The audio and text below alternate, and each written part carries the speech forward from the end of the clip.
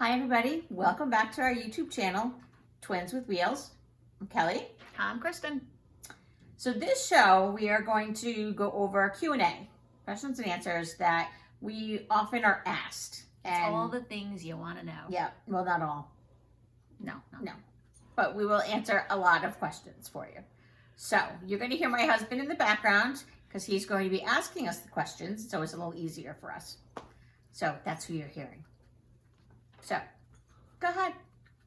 All right, so the world wants to know, what is spinal muscular atrophy? So, spinal muscular atrophy is actually the form of muscular dystrophy that we have. And muscular dystrophy, you know, Jerry's kids, Jerry Lewis, that's how we always used to say it. And Yep. everybody would be like, oh, yeah. Not MS, MD, muscular dystrophy. So, spinal muscular atrophy actually has 4. Although when we were born, I think it had 3. I think they've been adding types of SMA. 1 being the worst, and 2 being better, and then 3 was an onset as you were older, like 18, 20 years old. Our onset was around 18 months, and that's when we were diagnosed. So we're technically in category 2. Although I really don't see similarities to people who have 2 and that we have, so And you were like 2.5. maybe 2.5. So, but that's what our disability is, and it's complete weakness throughout all of our muscles. So legs, arms, our torso, which brings us to a side effect of SMA, which is scoliosis. So, because we can't sit up straight on our own as well, we got scoliosis, which was a curvature of your spine. And if it gets too curved, then there's a lot of health problems. Your organs you can't breathe as well. Everything just starts getting squished. So they want to do surgery. But once you do the surgery, you stop growing. From your torso to your neck.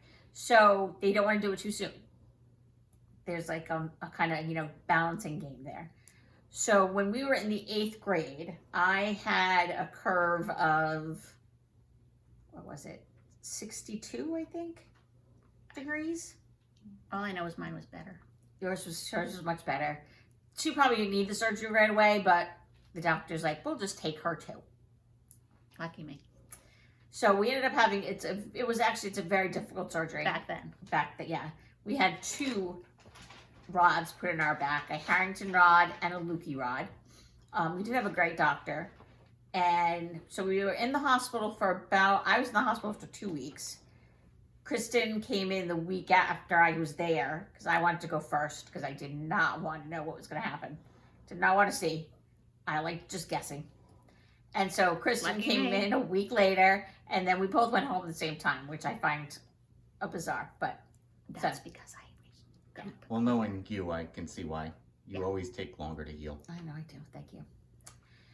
So then we had to wear a brace from the top of our chest to our hips 23 hours a day. We could not sit up without this on.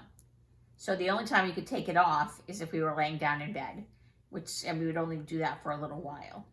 And that was for a year. We had to do this. Well, no.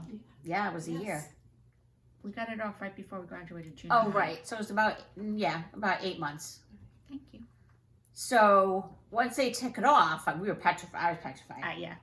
When we took it off and had to sit up on our own, I'm like, how am I going to sit? And so I was telling my husband this story, like when we were first meeting, and I told him I felt like the scarecrow on the pole. Because I just felt like I was kind of hanging off of my back. It was a very weird sensation, very weird feeling. It doesn't feel that way anymore. It was just, I think, the first start of getting our muscles back and being able to sit up straight. And we really haven't had too many issues since then. So.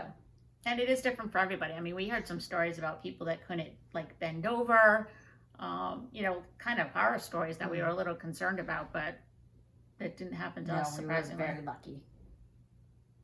Okay. Next question. So, because you're in a wheelchair, you obviously can't feel your legs, right? So we get that question. I get that question a lot. Mhm. They just assume that we can't move or we can't feel anything. Mhm. But with spinal muscular atrophy, it is just your muscles are weaker than normal, and like most people's are. And they call it spinal muscular atrophy because it's actually a protein that you get that people get from their spine.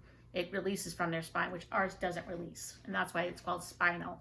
It has nothing to do with the fact that our back is broken or Right. that we, Can't feel. can't or feel anything. move. We can feel everything just like anyone else. Yep. I have broken bones to. So I have another preconceived notion about you. I'm sure Okay. because you're in a wheelchair, you can't drive, right? Right. No, But we can. we can drive. We have a van that's modified for us. Has a ramp on it. It's a minivan. Has a ramp, which is automatic. And then we get into the car, and we pull right up to the front. There's no seat there, and all the equipment is there for us to be able to drive. We're actually, Kristen's working on getting a new one, which we are going to do some shows about. We're gonna take you to go look on the at journey. on the journey and to look at the new van. Yes. The journey of our purchase of a new car. And it's been a very long, long, long process. But I think it's going to be really interesting because I think people are going to be very interested in it, yeah. So Kelly, I have a question I'd love to know the answer to. Oh, God. When you were having your kids, did you know if they were going to have SMA or not? We did know because we went to genetic testing. counseling, I think. Genetic counseling, before, after we were married, but before we were going to have children. And so we went for genetic counseling. Michael was tested, and I was tested. And thankfully, it came back that he was not a carrier of the gene. Why were you tested? So they see just what I have, and if it's similar, I don't know. Okay. I know the answer. So, okay, well, there you go. What? They test her to make sure that they're actually checking for the right thing. They want to confirm What that she her has. diagnosis is accurate because when she makes was sense. diagnosed, there wasn't genetic testing because she's old. So they had to do it then. Got it. Thank you, Michael. You're welcome. So Michael was not the carrier for muscular dystrophy for SMA. Both parents have to be carriers. So you get two parents carriers, you will get a 1 in 4 chance of having a child with muscular dystrophy. So we knew he wasn't a carrier, so we weren't going to have children with the disability. However, my 2 boys are carriers because I'm a carrier and that's what I gave them. So they have that That's a one nice from present. me. Thank you, yeah. So they are carriers, so they will have to work with their partner when they decide if they want to have children to make sure that they're not carriers, because if they are, that's 2 parents carriers, they're going to have to make some decisions. So that, which we know, which is great, so we will, we have to let them know that, but we did know ahead of time that they would not have muscular dystrophy. At least that. Yes. So how does your disability affect you? So muscular dystrophy affects all of my muscles. So my legs, I can move, Our legs. our legs. We can move, but we can't stand on them. We don't have the strength for that. For our arms, we have this muscle from our elbow down to our fingers, really.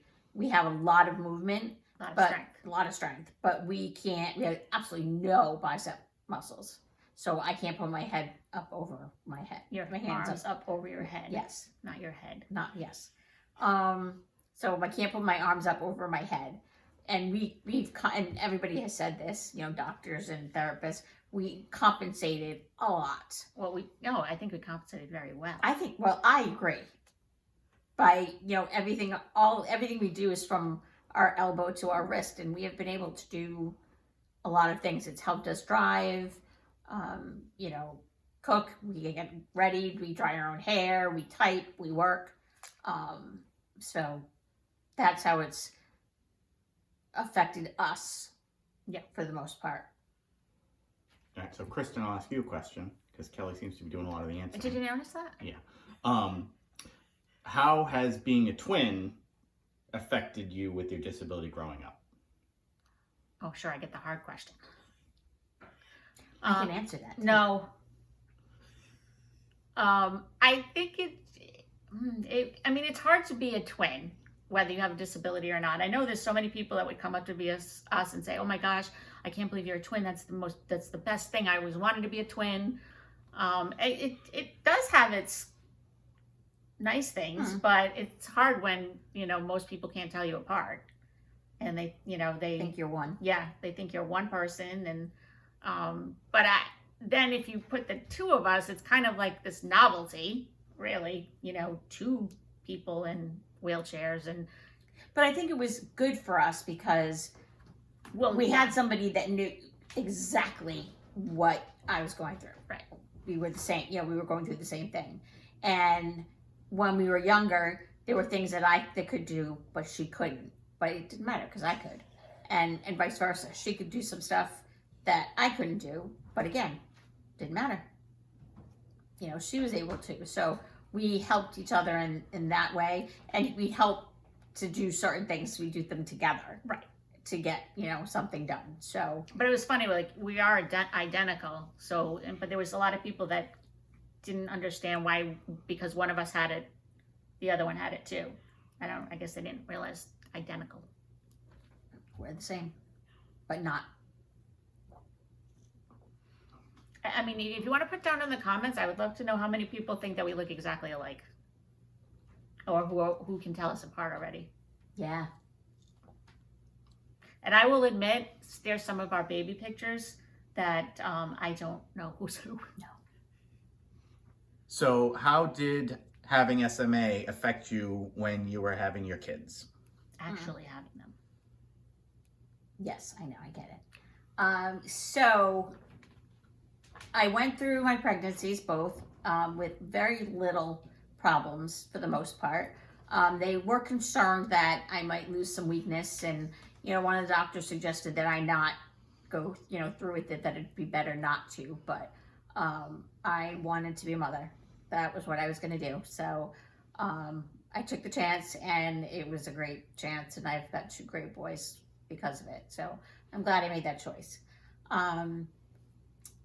But my pregnancy went like normal. And I assumed that I would just end up with a C-section because I just didn't think that I would be able to go through a natural birth. And the doctor said, well, actually, no, you probably can because... Well, you had a really good doctor that actually did his own research. Yes, he was great. Because the SMA affects my voluntary muscles. No. Yeah. Yes, but the involuntary muscles, like my stomach, works like any other person's stomach.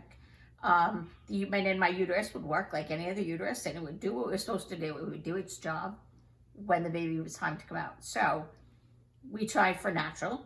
And because I had the Harrington rods from the surgery, they couldn't do an epidural, so I was going natural. Natural. So after, though, about, it must have been 10. No, it was like 13. 13 hours with my first son. I just, I wasn't progressing. They were giving me Pitocin. I just wasn't doing anything. So I think it was because he was so big. Yeah. So we ended up having to go in for a C-section. After 13 hours of no pain meds and that, I was all for a C-section. And it worked out fine. And then, except that you had to be put out. Right. So it's a good thing I'm here. I know. See, that's why you're here.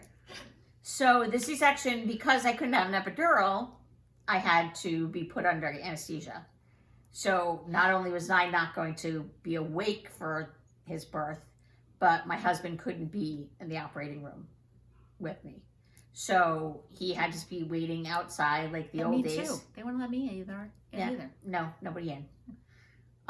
So he unfortunately had to wait outside like the old days, and but the nurse was great, came right out and told them once it was done, and brought him right out to him. So I then eventually, after being in recovery and all that, got to see my baby about 6 hours later. But it was great to see him. I was in the recovery, and I'm like, I should just sleep, because if I sleep, then it'll go faster, and then I'll be able to see him quicker. Because I was so excited. We'd already seen him. Yeah, everybody else had held him, seen him. He'd been gone through everybody's hands by the time I got there, but it was great. So it worked out fine. Everything worked out well. He was a big baby. He was 8 pounds, 15 ounces. So I think that was the problem. I was just too small to do that. So, and then for my second son, we just scheduled the C-section. So, which was good because he was bigger. Yeah, he was 9 pounds. So.